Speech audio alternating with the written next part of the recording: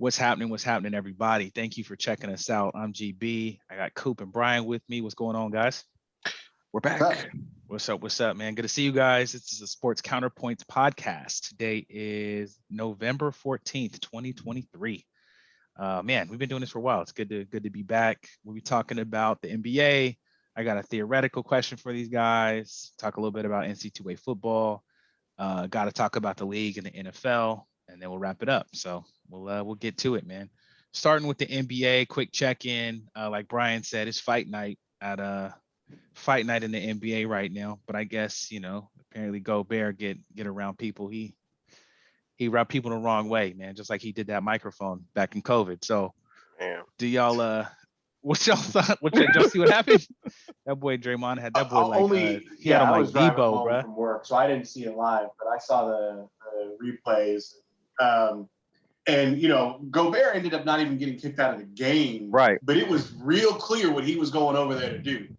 So Draymond maybe did a little bit extra on the whole, put him in a headlock. He was listening to some Ludacris. Yeah, gave him permission to put him in a headlock, but it was real obvious that Gobert was coming over there to be a peacemaker. But he didn't get an opportunity. Draymond made sure he snatched him up real quick. Hey, Debo Samuel's gonna have to come up off that nickname. I'll tell you that right now. he ain't the Debo to Bay, bro. Man. And Golden State, you guys are supposed to be wise veterans. You can't lose two of your veteran players off top before a point was scored. Right. It was before a point was scored. It was 0-0 when this happened. Yeah, and for Jaden McDaniels, who was like nobody. I don't know. But he took out two folks in his 2 minutes of play. And they're still only up one with 6 minutes left. So. Right. Yeah, Minnesota. But they didn't take out scorers. They took out heart of the team. So they literally have not Clay. Curry's out tonight, right? He has Corey Joseph, the guy who missed the technical. Yeah, Curry's not playing. I know that. Mm-hmm. That's what I'm saying. So they got all their boys out. Okay. Green is out. Thompson's out. So it's the Chris Paul show. And Timberwolves only up one? Right. Yeah. Leading the team is y'all tripping. Podziemski.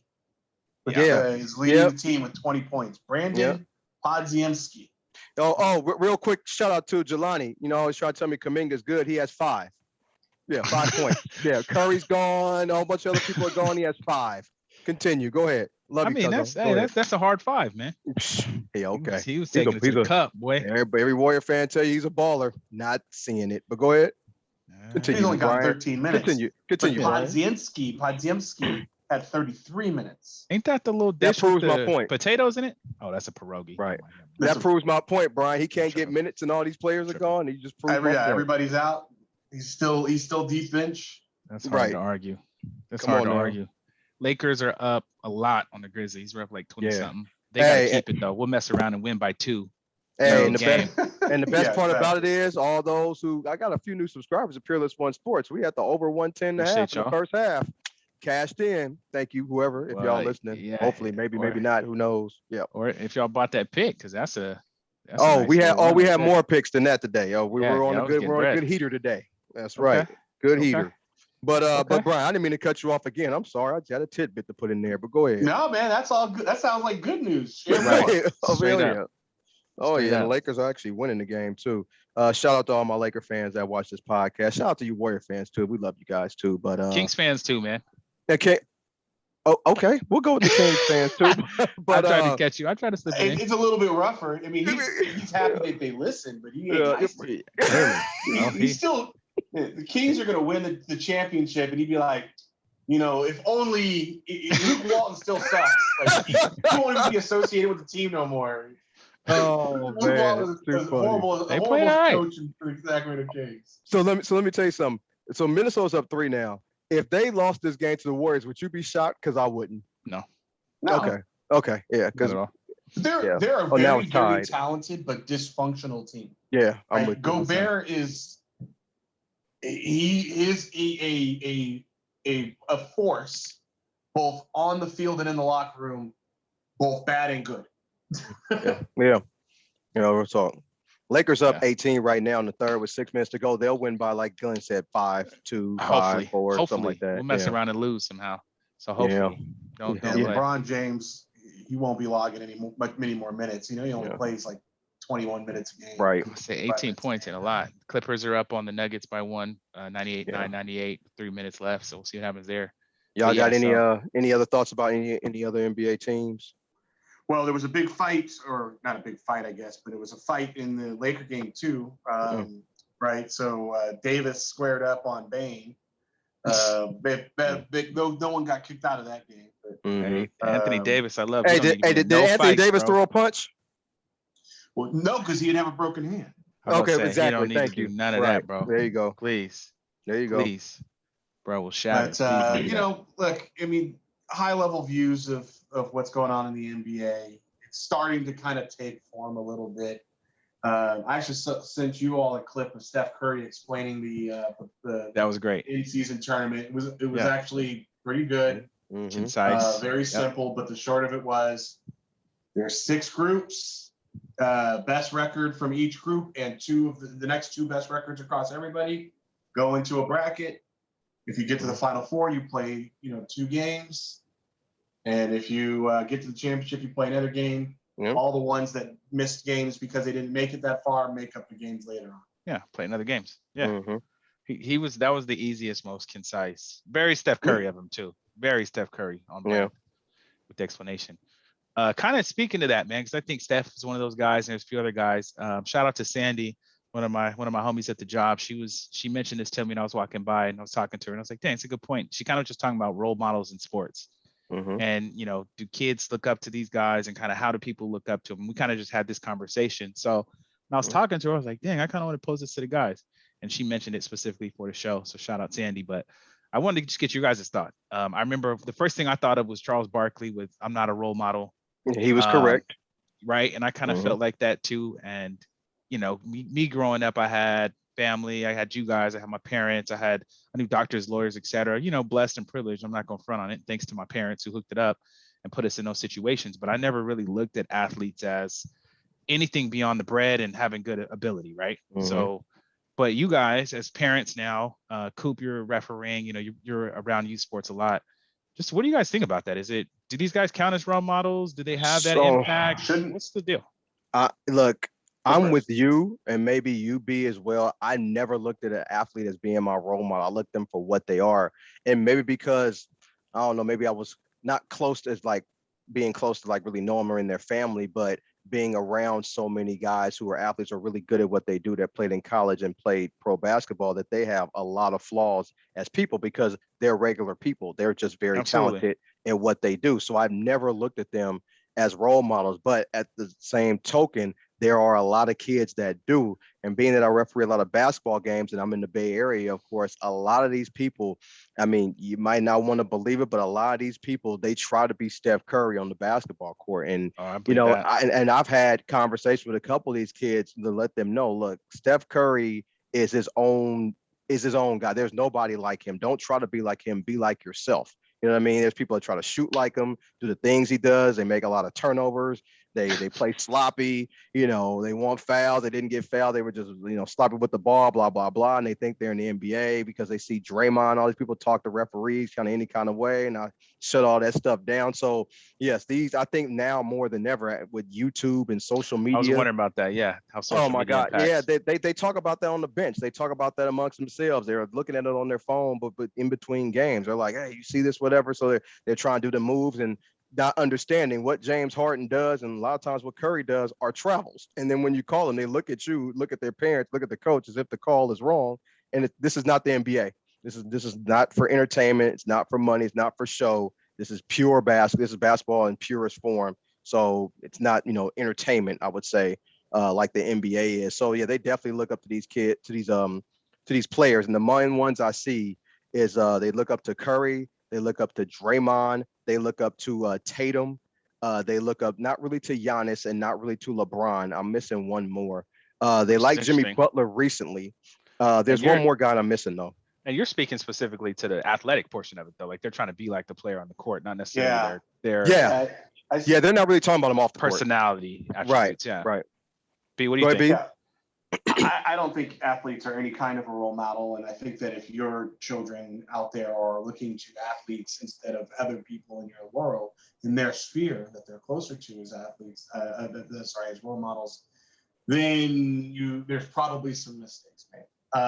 And the reason why I say that is I want to be Tiger Woods on a golf course, and I try to emulate his swing and all that kind of stuff. And that's as far as go. I want to be nothing like the man, and when it comes to how he handles himself and all that kind of stuff. I don't want that drama. But I also don't know enough to be able to do that. Sure. And I would never be able to know enough. But if you look back, I look back at my childhood, I thought Michael Jordan was a great basketball player. I never thought of him as a role model. Yeah. I never wanted to, be like Mike, anything beyond a fall away jumper. I always wanted to be, quite honestly, your dad was one of my role models, Glenn. I found other role models throughout life. Like, I found like a COO I used to work with as an adult kind of had a role model role because I knew the entirety of that person's character, both how hard he worked, what he had accomplished professionally, who he was as a person, as a man, as a family, and all that kind of stuff. Sure. And as a kid, I still did that. And if I don't know who my children's role models are, but I do know that they are not athletes. And I don't think that I had to tell them that. I think what I did and have done, and Glenn, you're a big part of that, is that I surround them with people that I think that if they look up to in one part or another way or whatever, they're in a good place. And so again, no, I don't think athletes should be. I don't think athletes really want to be. No, not at all. Not at all. So I don't think that's a goal they're looking for. Even the ones who want to make like lots of marketing dollars, I don't think that's their goal on how to make it. Yeah. And I think that as adults and parents, we should offer them better alternatives. I am sure there are wonderful people. I know there are wonderful people who play professional sports. And in some instances, they are both the best of the athletes and the best of the people. In a lot of instances, it's one or the other. The guy at the end of the bench is the best character on the team, right? But I think it's incumbent upon parents to offer what I would hope are better alternatives, where they're closer in the sphere of people. And if there's people that you definitely don't want your kids like becoming their role models, get them out. Don't think that there's an exception where it's like, I know that person, but we go way back and all that kind of stuff. But I don't want them to be my kids to be anything like that. Well, guess what? You can't have them. They can't see you have such admiration for someone and not want to have something that other person has. If you love them, they're gonna love them. And Brian, you made a good point because I don't know, I'm not about to drop his name, but there's one guy I talked to, you probably can probably think of in your head, that I've talked to more than a few times, and he will tell you, don't be like me at all. I mean, this guy, he does his thing. He drinks all the time. Shout out to Taylor. That's what you're talking about?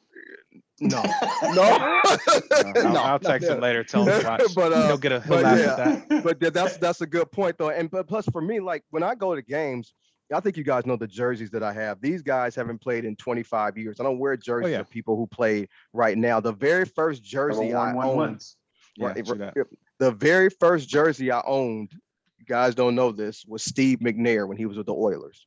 Oh, wow. That's the only jersey I ever owned while that person was playing. All my other jerseys, Jim Brown, Montana, Rice, Legends. Barry Sanders, Oklahoma State, all those guys, I don't even wear. They just really sit in my closet. Ricky Henderson, but I'll bring them out during a 49er game or something. But other than that, I don't really, because it's something about it. I don't know what it is. It's something about just me wearing the last name of somebody else that's playing on the field. That's me. Yeah. I can't do that. I see a lot of grown men do it. I mean, cool, that's your thing. But like Brian said, you can't have it both ways. You're worshiping this guy and then say, oh, wait, don't be like him. And you're over there going crazy over him having his jerseys. And I've never been an autograph person in my life. I've never asked for an autograph. I don't understand the point of an autograph. That's just I was feet away from Will Ferrell. I got 15 text messages. You got to go talk to him. I'm like, nope. No, right. No. Never been a groupie. Not as an adult. Yeah. No. Yeah, and Glenn, I remember I told you this. The reason why I believe I have relationships with these people, these athletes, is because I never talk sports with them. I never come with them as a groupie. We just talk like regular. I mean, you saw when JJ came to the game and sat with us for like 30 minutes. We were just having conversation about like life and everything else. You know what I mean? Then he bounced when he saw Terrell Owens. My boy Terrell's there. Yeah, exactly. I'll see Terrell. I got to go. You know what I'm saying? But we was there 30 minutes talking. You know what I mean? So, Yeah, 100%. So, it's actually kind of sad, to be honest with you, because now, Brian and Glenn, I think it's actually more prevalent now than it was, I think, when we were growing up, because you go to these AAU games and like it's just these people. It's just crazy. Yeah. But the problem, and Glenn, I don't know why your friend was curious about it, but the problem, I can't remember how we started, but yeah. Yeah, the issue. No, she started with a lot of these guys are, well, she's a cuss word, but bad people and maybe good athletes or either or, but then do people look up 100%. To them? That kind of thing. 100%. But as the parental figures, and this goes back to what Jason was just saying, if I were to wear an XYZ player jersey on there, I have told my kid it is okay to idolize, worship, put them on a pedestal. And they're children. They don't know where to stop. They don't know how to isolate jump shot from how many women they're dating and kids they're having with different people, and how Diddy at the Source Awards, what they wear and what they do with what extracurricular activities. And then if you say you like them and they got a decent image now, but a month and a half from now something comes out, like there's somebody out there who had a Ruggs jersey. Like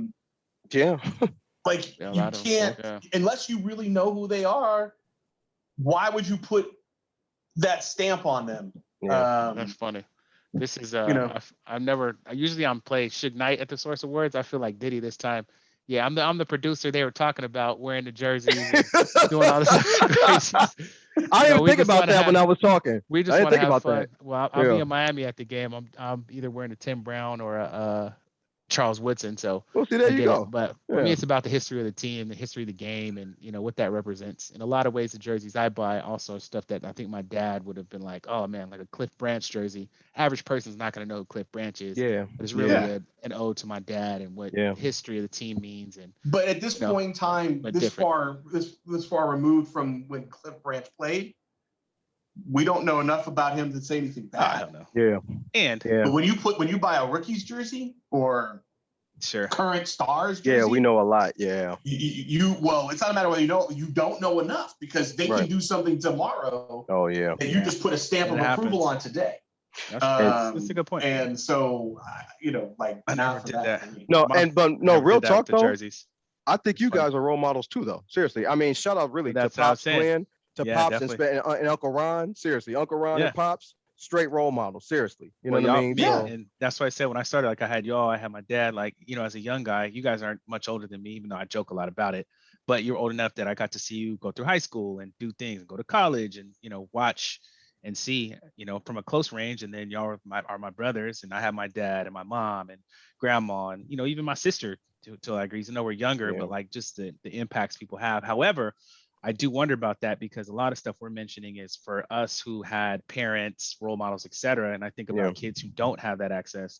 Not that you can necessarily air quote save them, sometimes you got to find them though. Yeah, what I mean? They gotta, right. That's kind of the hard part, right? Is as a kid who's figuring it out, you kind of Well, that's what I always say about LeBron. I was always amazed. If you actually research LeBron's childhood, he shouldn't be where he's at right now. He should be in and out of jail during his whole, life and or whatever. Who he became and opening a school and exactly. Like, as far as role models, now again, I don't know his whole life, but he's been married to his high school sweetheart. They've got children together. You ain't never heard of him in no scandal. He opened a school. Right. It was some coach top scorer in the league. Like it was some coach he had in the 5th or 6th grade. I think that was his mentor that he still talks to this day. That kind of helped him, and we all need that. Everybody needs somebody like that.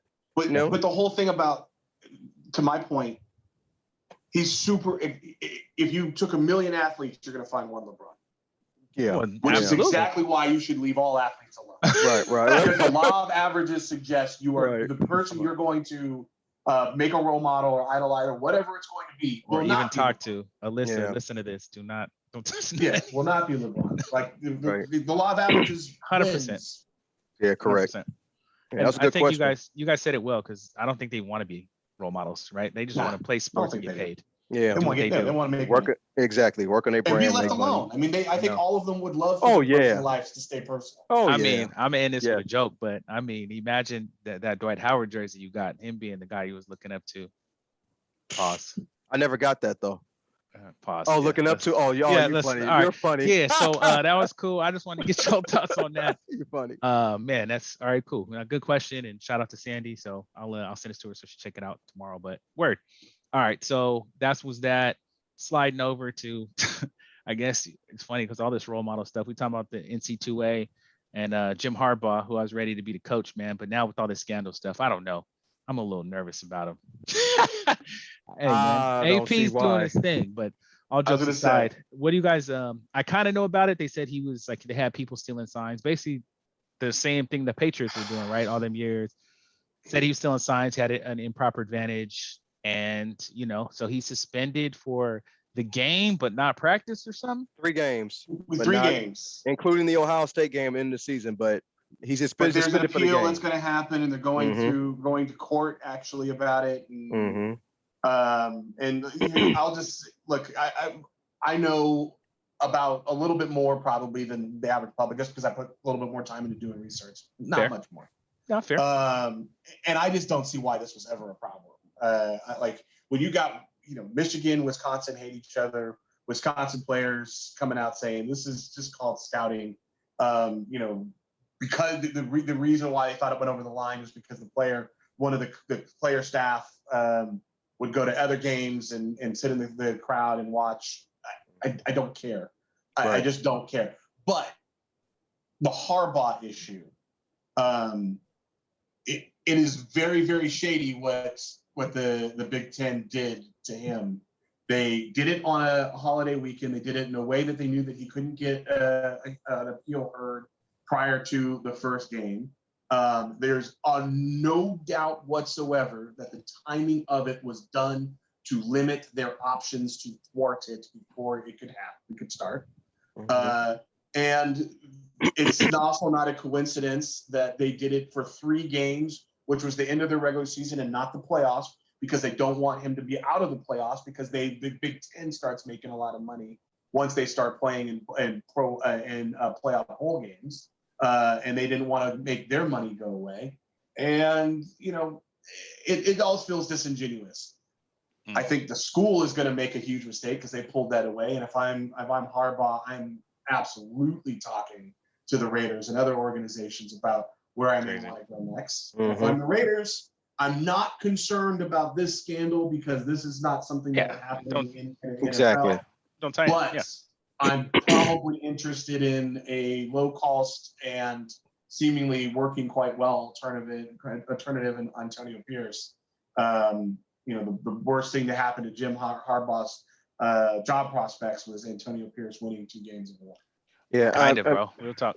And look, I mean, these good college coaches, they all have a little bit of baggage. None of them are squeaky clean, okay? Jimmy Johnson had it. Pete Carroll had it. Urban Meyer definitely start with Jimmy Johnson? Damn. Well, I mean, I'm just saying he had some, you know what I'm saying? That boy had luggage. Urban Meyer had more luggage than anybody, you know what I mean? So Jim Harbaugh has a little bit too. So, I mean, nobody cares. Can you coach my NFL team and get us wins and keep us paid and relevant? That's all that really matters. And not all college coaches can, and that's why Jim Harbaugh is unique, because he's done it in both places. Definitely. Right. I was going to ask you, well, actually, I'll get to that later because that's going to tie into my hogwash, so I'm not going to do it now. What about, I didn't see what happened with SC or Miami, or I saw. They beat the spread. Yeah, they did. I said that's the win for them, right? We knew, Caleb looks depressed. I'm at a point where if he didn't play another game, I would totally understand.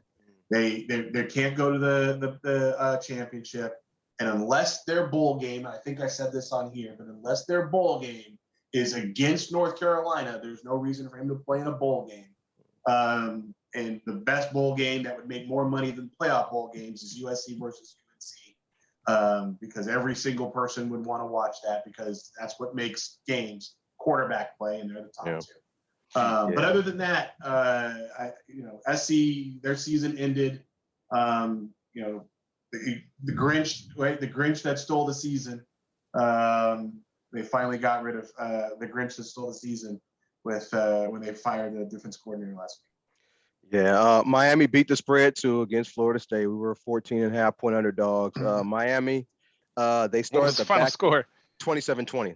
Oh, okay. They start the backup, and I told you guys whenever the backup's in, it's 40 runs, screen passes, and 5-yard passes, and that's what he did. And of course, we didn't have a chance to score points because you can't score points and beat top teams if that's your Jordan Love like offense. He ended up getting hurt. Cold, bro. Jordan Love is not that bad. Go ahead.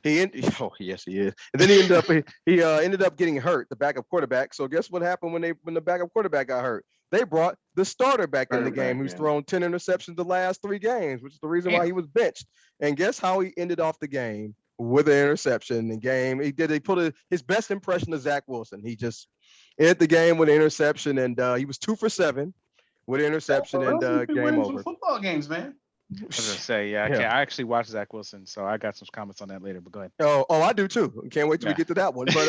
But yeah. So other than that, man, Miami season. I mean, we were never going to be a national championship contender anyway. But I was looking for maybe a 9-3 season, hopefully, and lost to North Carolina State and Georgia Tech. North Carolina State, I forgot they even had a football program, to be honest with you. And then Georgia Tech, and now we lost again to Florida State, our biggest rival. So season's over. I don't think recruiting is going to be that good now because we've lost some really bad games. I don't think losing to Florida State 27-20 is that bad, but the other losses we've had early in the season are. From there, I flipped over to USC, Oregon. I think we both expected, Brian, that USC would lose the game, but they did cover the spread, and they know that's that. And I had so here's the real interesting conversation, because we've gotten to the point where we're 3 weeks before the bowl games start, and it's really time to shape out the playoffs. You got Ohio State playing Michigan in the last week of the season. Both are undefeated. You could probably argue that right now they probably to me look like the 2 real best teams in football. And they're going to play each other. It's not Georgia. For all you people who think it is, it's not Georgia. And one of them is going to lose. Harbaugh's not going to be there, so you have to assume it might be Michigan.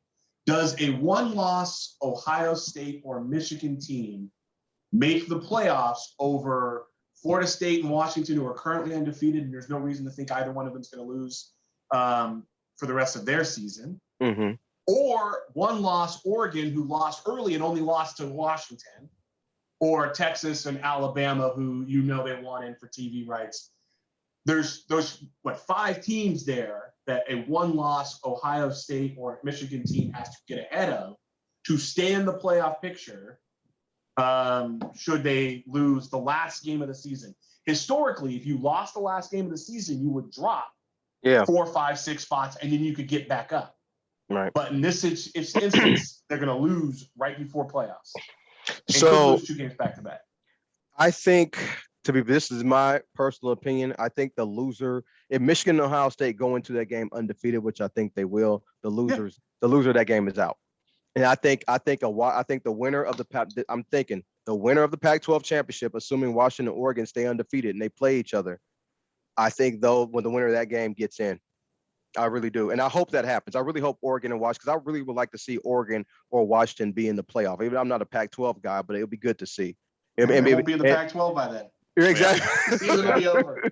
Pac-12 will be officially dead. Dissolved. Right. Exactly. So that's my personal opinion. I think the loser's out. I don't think this is going to be the year where you lose and they get in. I don't think this is it. I agree with you. I just think that it's going to be a real interesting conversation because pound for pound, play for play, Michigan and Ohio State have played the best football consistently throughout the season. It's not Georgia. I would also argue it's not Florida State. Right.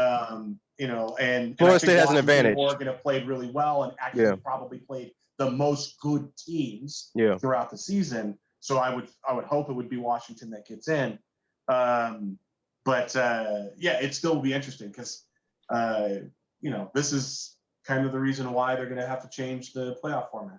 Yeah, I mean, Florida State has an advantage. They play in the ACC.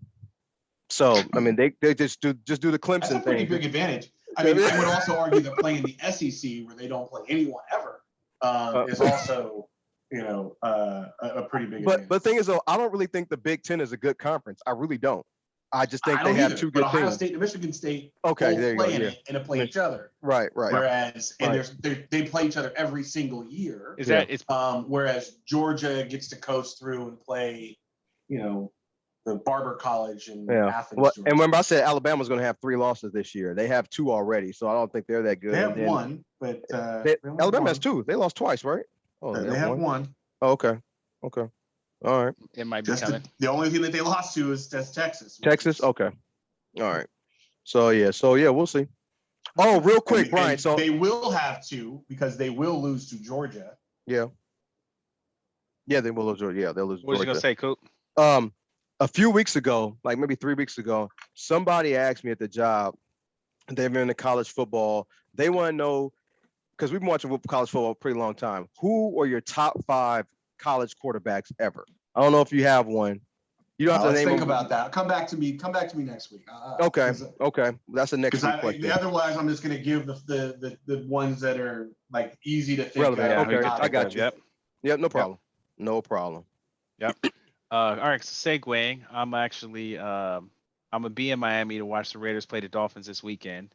And Saturday I saw the Miami's playing in Miami too. I was thinking about going, and then I was like, nah. Don't. Yeah, don't do that. I'm not taking a day out doing that. But it's like, so from college to the NFL, all our teams won this week. Shout out to Mom. She was saying that. She's like, dang, when's the last time that happened?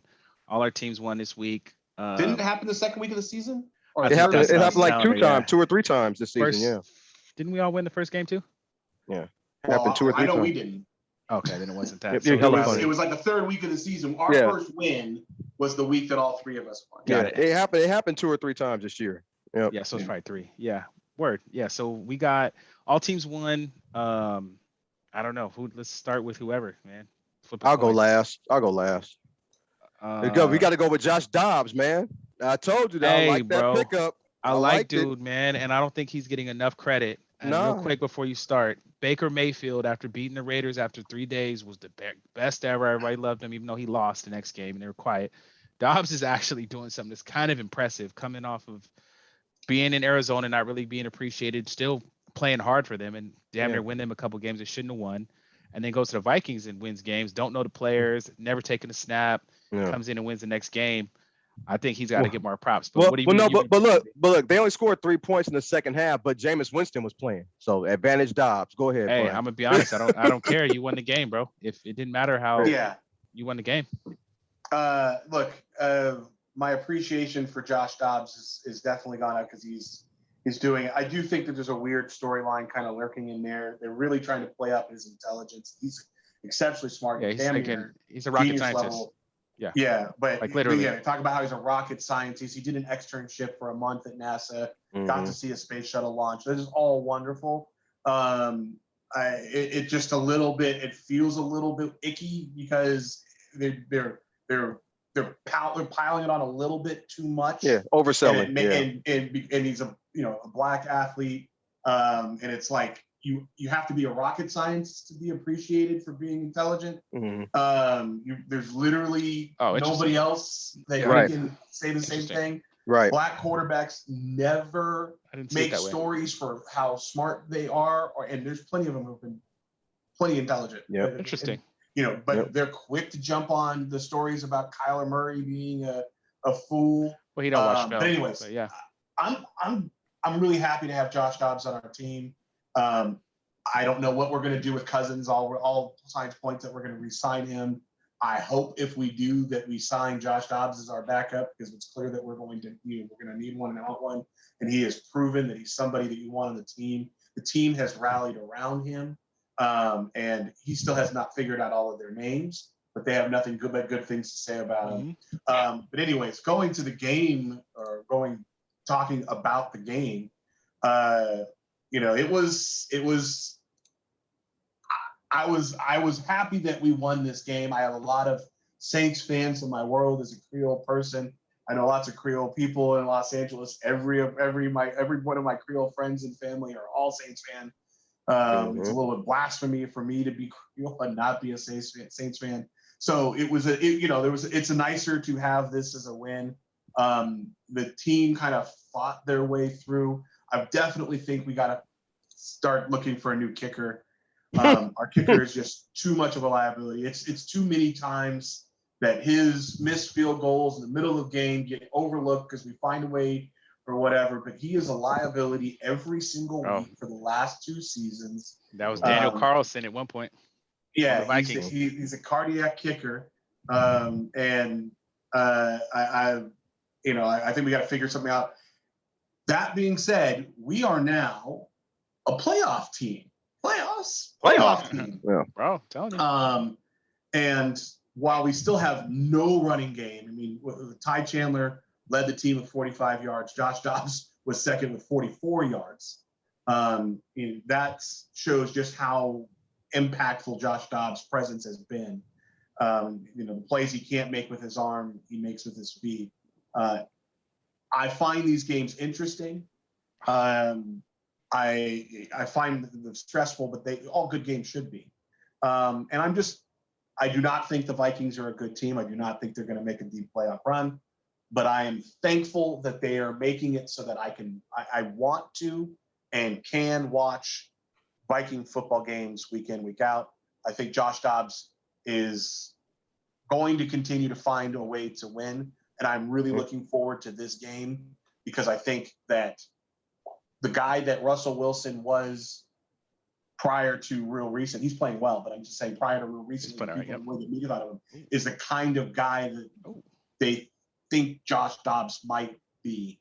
Like if you try to do parallels, smart, savvy guys, people that you want, that kind of thing, accurate, a little bit shifty with their feet. They're a little bit similar, and so it'll be a fun game to watch this week. Yeah, like I said, I was always in favor of that move, and that's probably why I'm thinking now that you was talking about his rushing statistics. Maybe that's the reason why they got him, because they knew he could pick up some yards on the ground. I don't know why because I'm sorry to interrupt you. Go ahead. Jameis Winston was the guy that everyone was talking about them trying to get. So it was really interesting when Jameis Winston was playing in this game. Won the game for y'all? After Carr got hurt, and you could see it, right? So it was a direct parallel. You had to see him on the field at the same time. The guy that they were supposed to be trading for versus the guy that they did trade for. Mm-hmm. And Jameis Winston immediately did exactly what you thought he would do. He was going to started chucking it, 3 touchdowns, and did exactly what you also thought he was going to do. 2 touchdowns, 2 interceptions. Mm-hmm. Whereas Josh Dobbs played a completely different game and throwing to the Vikings. Let us win. Throw to the Vikings. Yeah, he has completions to the other team. Unfortunately, completions to the other team don't count, but yeah, I got it. Anyway, sorry, Jason, I interrupted you. No, that's good. No, that's all I was going to say. That's one of the reasons why they got him. But also, Brian, I mean, you guys both know this. Sometimes they throw out names as a smokescreen to make people think they want this other guy to drive the price lower for the guy that they really want. And nothing away for Dobbs. Right? Yeah, exactly. So, I mean, smart move. Not getting 6-pack of Tab soda. I think I think Tab. Oh wow. I think if you are picking between Jameis Winston and any other quarterback, I think most likely you pick the other quarterback, you're going to be in good shape. And Minnesota's still in it; they're still fighting. So it'll be good to watch games. But I didn't really watch the game. But it was close. I was closely. But yeah, I was on the course, so I was keeping track of it on Red Zone. It's all good. Glenn, any thoughts on that one? Nah, man. It's unlike you guys, I like to see y'all teams win. You know what I mean? I like to support my brothers and whatnot. So, I'm just happy when y'all are happy. But, hey, man, we support you. Don't. Exactly. I support you. We said all kinds of nice things about Antonio Pierce. Now, Coop said it right. We support you. Yeah, exactly. You graduated high school. We was happy. I said some things about Antonio Pierce. Some good things. I also say I don't think he'll keep the job, but I did say that. I mean, that's reasonable. I'm just waiting for you to say you saw him you talked to him at the barbershop. You hella funny. And he hit somebody or something, bro. I told Mom earlier. I'm just waiting for Coop to say what he heard, bro. But what I say, do it be BS or it be true? I'm just saying. I wouldn't lie to you. I can't prove it, but I can't say that I can't disprove it either. So no, can't lie to you. Raiders beat the Jets. Close. Too close of a game. Super gritty. Was nervous. You like the not offense? As nervous. I like it more than the last few weeks. Yes, I think we'll be better against better teams. Better against other teams. The Jets defense is solid, no matter how you like. They're a good defense. Aiden as a rookie, wasn't great, but he wasn't terrible. He did enough to win us the game. That pass to Mayer for the touchdown, where he Moss dude was tough.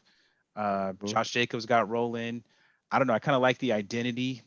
I like the fact that we have an identity. I can put it like that, and it's very Raiders in the feeling of it. So I appreciated it, honestly. I will say, in watching Zach Wilson, he's not, a superstar. He's number one in the league, but I don't think he's as bad necessarily as everybody says. He made some really good throws. He made, you're gonna make some bad decisions, but he made some good throws during the course of that game. Even that last play to get that Hail Mary off was actually very athletic. I don't know if y'all watched it, but Max chasing him. The whole line gave out, him shaking everybody, pump fake, get around, and still be able to throw it 50 yards in the air trying to get around Max Crosby and hit his guy in the hands. It's like, okay. He had a couple of plays in there that was all right. I don't think there's a doubt that he has arm talent. I just think Zach Wilson is bad. Okay, let's just put it out there. He's bad. You got to figure, like, a lot of guys, I don't actually, if I'm honest, I don't actually watch a full game. When I'm with Brian and them, yeah, we watch all the games. But here, I don't think I have one screen. I'm watching during the game. I'm not watching every snap of Zach Wilson unless it's a primetime game or he's playing my team. And in seeing him, he wasn't just just overly horrible. But either way, we won. We beat the Jets, who have a good defense. That was a good start. We're 5-5. The whole AFC is like right at that space. I think whole AFC damn near except the Patriots is 2 games off of first place. It's kind of crazy. So I think it put us in a good spot. I'll be at the Miami game, like I said.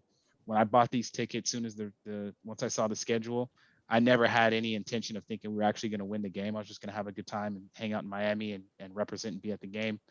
At least now, I think it can be competitive. I'll put it like that. I'm not saying we're going to win, but it's I don't have to see Josh McDaniels looking dumb on the sideline, surprised that running the same running play 4 times in a row didn't work. So that part's cool, and we're going to see what happens, man. I'm interested to see where this thing goes. I think if Antonio Pierce continues to win and keep the team rallied, and they show that they can rally into the offseason and they're really serious about it, I think they should keep him in champ for at least a couple years. You'll save a couple dollars as you figure out what to do with these other contracts. And the identity and him being very Raiders, I like. This is the first time in a while. Gruden was kind of big on that too, the Raider mystique and all that. But AP is very, very Raiders, and I do like that. So we're gonna see what happens. Yeah, look, I took the Jets are playing. The Raiders are playing another quarterback. One reason I took the Jets because I thought they have a better I pretty much know they have a better defense. So I didn't think Zach Wilson would have to throw much. Well, the Raiders defense played well. The Jets defense didn't play bad, but the Raiders defense played well, and they forced Zach Wilson to throw. And I think anyone that has watched enough of Zach Wilson in the NFL knows an interception will be coming, and that train still wasn't late. It was on time. He threw one of them game-sealing interceptions. His 6th of the season. He only has 5 touchdown passes all season. We still gave it back to him. But the 2 takeaways from this game, 3 takeaways actually. This game made me think about who was the next that draft. Where everybody was saying who's the next quarterback to be drafted after Trevor Lawrence. Will it be Zach Wilson, Justin Fields, or Mac Jones, or Trey Lance? And all of those guys suck. But I like Sauce Gardner's comments after the game on the Jets 4-5 record because the defenses play really, really good. And he said, well, the Jets aren't playing complimentary football, pretty much saying the offense, pretty much sucks and doesn't really give us a chance to win, even no matter how good the defense plays. But the one takeaway from the Raiders, I'm always say, I want to know what the hell Max Crosby takes because that guy's energy is like on a Hall of Fame level. He like brings that motor every single time. I think if I had to watch one guy on the Raiders, it'll be him. It's Max Crosby. But that's my takeaways on the game. What do you think, B? You don't stop. Yeah, look, it was a more interesting game than it probably should have been given the score. You don't think of a 12-16 game as being exciting to the end, huh? Yeah, this is what we do. Refs make sure of it. There's always but the one takeaway that's worth mentioning was that it felt like there was a game plan to get Jacobs back to being the Jacobs they just spent a lot of money for, and I think that's a good strategy long term. Whether that equates to them going, moving forward or whatever, it's easier to establish a passing or to start up a passing game than it is to establish a running game. And Jacobs hasn't looked like Jacobs this season, so that was kind of cool. Hey, get a new coach, new energy. Niners, man, y'all got a new coach on the sidelines, and Steve Wilkes. He's new and improved. Came down from the booth. Oh man, everything is fixed. Y'all got Chase Young. Line wasn't getting sacks. They got Chase Young. Let me tell you, y'all are good, right? Everything's fixed now. Let me tell you something, man. Are you impressed? That had nothing to do with Steve Wilkes, man. Look, I did something that I rarely do. I listen to people on TV talk about this game, and what I noticed is the people who picked this game, it depended on which team and quarterback narrative you believed.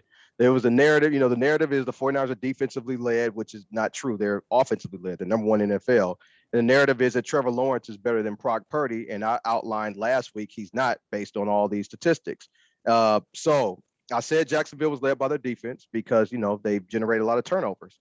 Brock Purdy, he was pressured 9 times.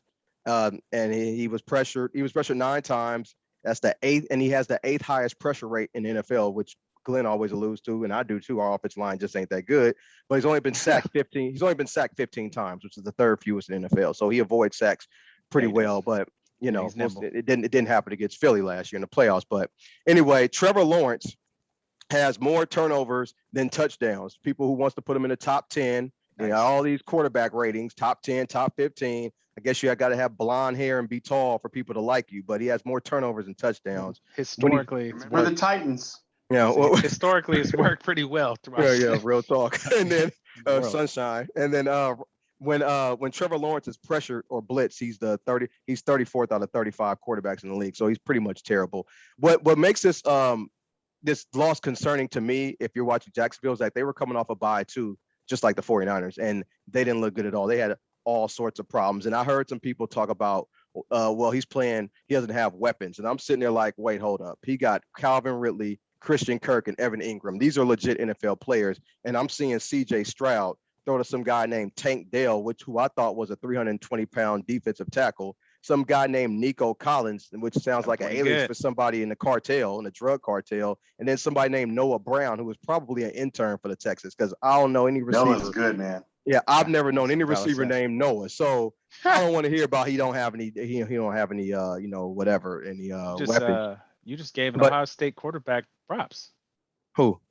Oh yeah, I did. Yeah, you're right. Yeah, I did. Hey, when you ball, you were even shocked, bro. Hey, when you balling, it happens. But let me talk about Brock Purdy, who just finished his first complete season in an NFL. He just played 17 games, which is equivalent to a season.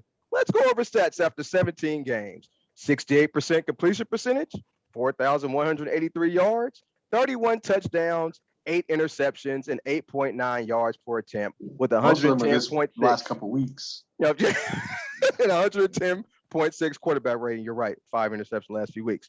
And now all I hear about but the thing about Brock Purdy, which is why I really don't respect most people's opinion about quarterbacks, is when I talk bad about quarterbacks, I'm looking at entire games. I'm probably looking at seasons. I'm not looking at 8 throws like most people do with Brock Purdy, the 8 interceptions he threw, and have nothing to say about the other 400 plus passes that he threw. I got plenty to say about him. Well, I know you do. Y'all gonna have to. We ain't got that kind of time. Yeah, he's still number 1 in QBR, and I don't want to hear about anything about how he can't throw the ball because he threw a dime to. So wait, are you back on his bandwagon? Because a couple weeks ago, man, I'm getting dizzy.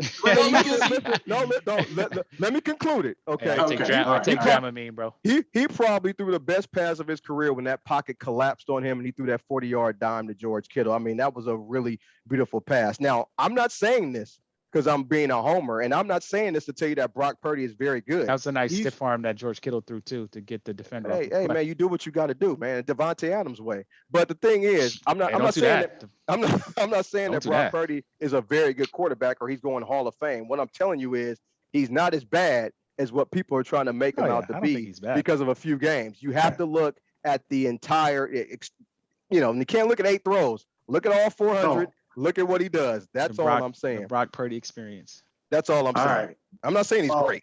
I'll go next. I don't. So first of all, I got a couple texts from a friend of mine who listens to the show, Dave.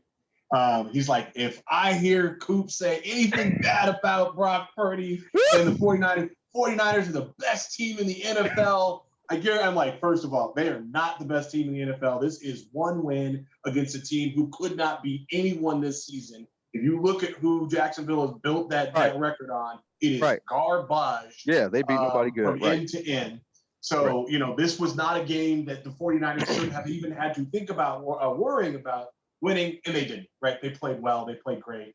And they looked great. But we all, just like you can't go to one extreme when they win like this, right? You can't go to another extreme when they lose. Correct. In an uglier game. There's always been my same point of view with Brock Purdy. I've never thought that he's horrible and all that kind of stuff. I'm just not impressed enough to think that he's great. Like a lot of people wanted to make him at the beginning of the season. Mm-hmm. He's a good quarterback on a team that is led by McCaffrey on the offensive side and what he can do, because McCaffrey is what creates the space for George Kittle, because they're playing up. That's why you can throw deep. He creates the opportunity, in my opinion, for Brock Purdy to have the success that he has. That's great. It's a good thing. If your team could figure out how to use the defensive line the way that they did this week on a consistent basis, obviously they're a very good team. They're probably the best team in the NFC. They are not going to win a Super Bowl. I maintain that, because I don't think that they could. They're not going to play Jacksonville every week. And they're going to have to play some better teams that have a better scheme, who have built their seasons on something a little bit stronger than what Jacksonville's built it on. But it was impressive. I am a Kittle fan, and it's fun to watch him go play catch every once in a while, because he gets held back so often to help McCaffrey be successful. Well, not only that, to help the offensive line block, but I will say one thing today that concerns me. And what concerns me is Kyle Shanahan has no off button for McCaffrey. The reason why the 49ers are an injured team towards the middle and end of the season is because the practices are the most physical in the NFL, and then they play physical. That wears you down, and that's why the team is kind of worn down towards the end of the year. They're not as fresh, because he refuses to sit McCaffrey out a game to keep him fresh. He refuses to sit Debo out for a game. He's going to run these power plays. He's going to do it week after week after week after week after week, and it's eventually going to wear these players down towards the end of the year, where we won't be the same team. Unfortunately, Kyle Shanahan knows no other way. He won't even try another way. This is who he is. He's going to keep giving McCaffrey 25 touches a game, and he's going to run him into the ground. And when he does, and he's hurt, it's going to change the 49ers offense. And like Brian said, the fortunes of the team might not be so good. So that's one thing that concerns me about the 49ers. I mean, it was a good win. Great. But we'll be able, when we play Baltimore 5 weeks from now, will we be healthy? So we'll see. It's nice to go ahead real quick, B, and then be able to see what your team can do. Yeah. When everybody's healthy, correct. Yeah. Well, that's the only way the Niners can win, apparently, with every superstar player on. Well, we don't have a lot of depth, so you're not wrong. True that, which is true for a lot of teams. It's not a dig. All right, so quick hitters. Quickly go through a couple games this week. I'm gonna do you guys some games, quick hitters, and we're gonna go over next week, and we're gonna get up out of here because we're trying to keep it to an hour. We're probably right at that time. Browns win 33-31. 30 seconds. Oh shit, you're supposed to take a shot. Do that next week. Yeah, that's right. 30 seconds each. Good comeback by Cleveland. I was surprised that Baltimore collapsed like that, but it was a defining game for Deshaun Watson. But by no means do I think he turned the corner. Nice, B. That was hard to watch. You've got to be able to finish football games if you want to be a playoff team. But there's something about that division. They just all want to go 100%. Into the playoffs holding hands or something. Because weird things are happening every time those teams play. But anyways. 30 seconds, Texans-Bengals. Texans win 30-27. Go ahead, B.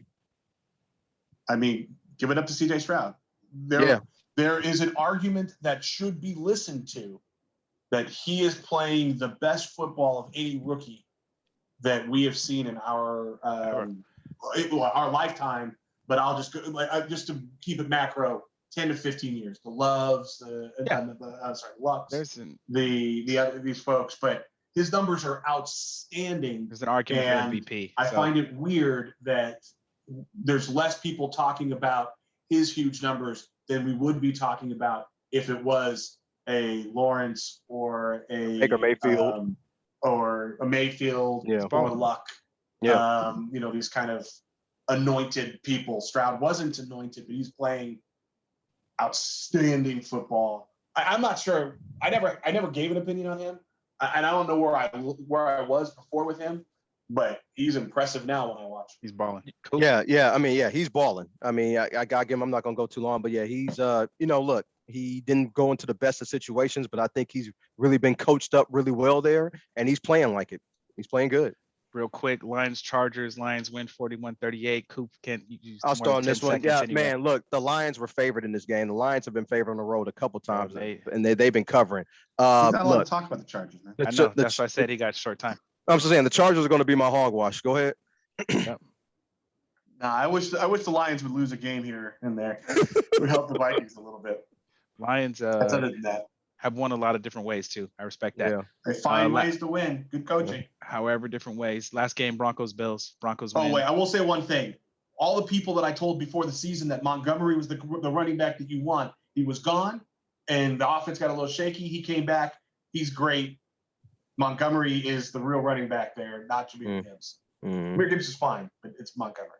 Broncos-Bills. Broncos win 24-22. Go ahead, B. Yay.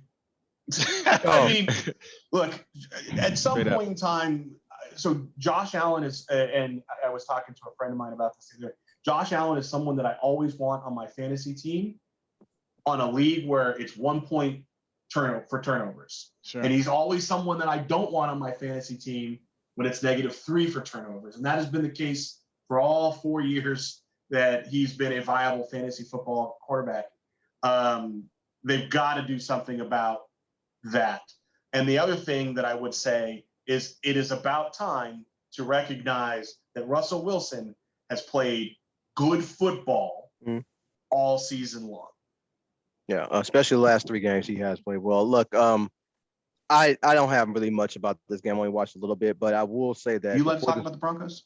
Before the season started, I had the Bills not making the playoffs, but I also had Carolina making the playoffs. So I don't know if we all know Carolina's not making the playoffs, but we'll see if the Bills can make it. But Ken Dorsey, one of my favorite quarterbacks in college, got fired, offense coordinator for the Bills. So I don't know. We'll see what happens. He could go back to college. Based off of what, though? I mean, they just had to point the finger at somebody. Something had to happen. You can't get rid of Josh Allen. But you think Josh Allen's going to throw less picks and no, fumble less? Definitely not. Because Ken Dorsey's not there? No, definitely not. It's not a scheme problem. They haven't had a running back since forever, and now they finally do. And it's funny. They need to. Anyways, and Singletary's balling out for the Texans also. That's elite. All right, so quick hitters for this week. Bengals, Ravens play Thursday night. I'm not looking at any spreads or anything. Give me your quick thoughts.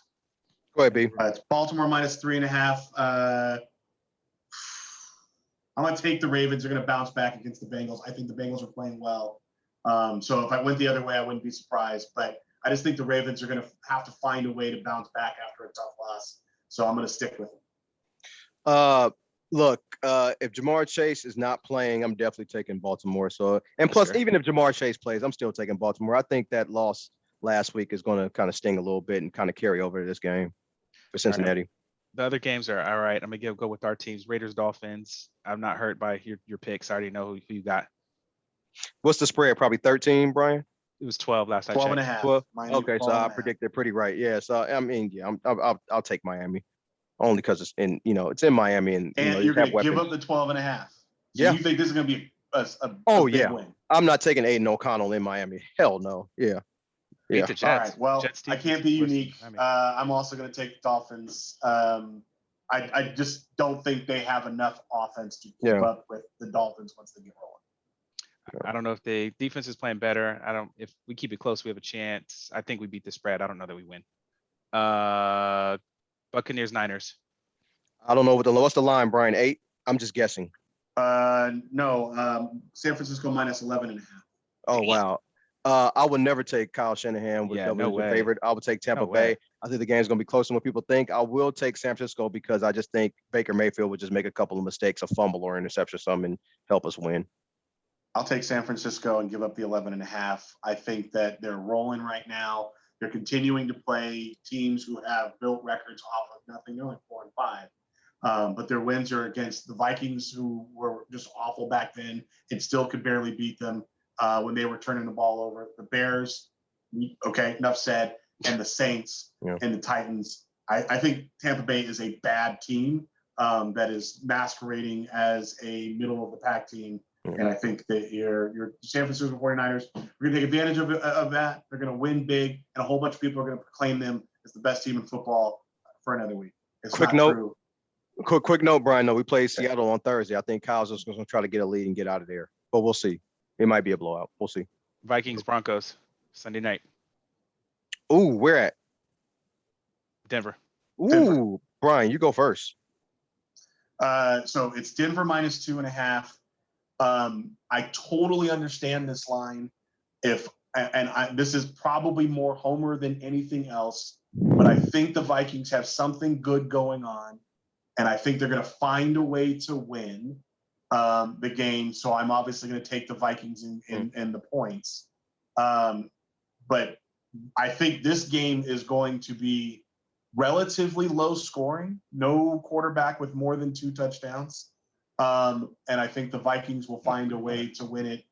And just because I don't like Greg Joseph and really think he needs to go away, it'll be Greg Joseph who kicks a 40-something yarder to seal the game, just to point the finger at me. But I do think the Vikings are going to find a way to win this game. I took Denver in my point spread league against Buffalo plus the 7 because Denver's defense has been playing really well recently. It's not being talked about. I'm plus still going 7. It's -2.5. No, when they play Buffalo. Buffalo. Oh, got it. I took them against Buffalo because Buffalo's defense has not been playing well, and Denver's has, but nobody's talking about Denver. So I'm going to take Denver this game only because their defense has really been playing well over the last month. So I'm going to take Denver and give up the 2.5. We signed Anthony Barr after Jordan Hicks got hurt. We saw that. I like that signing. Last game Monday night, Eagles Chiefs. Whoo, B, what you like? In KC. I'm going to take the Eagles. Yeah, no way the Eagles lose. No way the Eagles lose that game. I'm going to take the Eagles. I think KC has a way of playing tight in games where they need to get out ahead, and you give the Eagles a punching chance, and they'll punch you in the chin. I think this game means a lot more to the Eagles than to the Kansas City Chiefs, and I'm taking the Eagles all the way in this game. They're going to go all the way out to win. Agreed. Yeah. All right, last segments. Hogwash. Mine, I can go real quick. Mine is about no one else in these leagues has guaranteed coaches, and like as far as the NFL anyway, guaranteed money. Coaches get guaranteed money, and then fools be getting fired quicker than players. It's great for them, right? You don't need to be vested as long before you get your benefits. It's great to be a coach. Like Brian said, it's telling that Brian would say the best job in pro sports is a fired coach. That's ridiculous. Especially if you're that terrible that you got to get fired and you ain't win no games, you should give some of that money back. No one is. It's how it's built. It's how it's written. The contract's a contract. I just think it's kind of wild that, players can't get guaranteed money and they're out here doing all this, putting their bodies on the line. Coach out here playing dumb schemes, calling stupid plays, and gets paid millions of dollars a year to not coach. Wild. Hogwash to me. Y'all go ahead. Oh, man, you said something there. So mine is going to be the LA Chargers. Since I can't talk about them in the podcast, they're my hogwash segment. And the reason why is I hate looking at Brandon Staley. I just hate looking at him. I hate that they show him on the sideline. I said this a couple weeks ago, and I still don't like looking at him. Talked about McDaniels. But the Chargers have spent the second most money on defense the last 2 years, and they're tied for the 4th most cap space on defense the last 3 years. But since hiring Brandon Staley, they're 31st in yards per play allowed and 29th in points per drive allowed. They suck on defense, and they still have this guy coaching the team.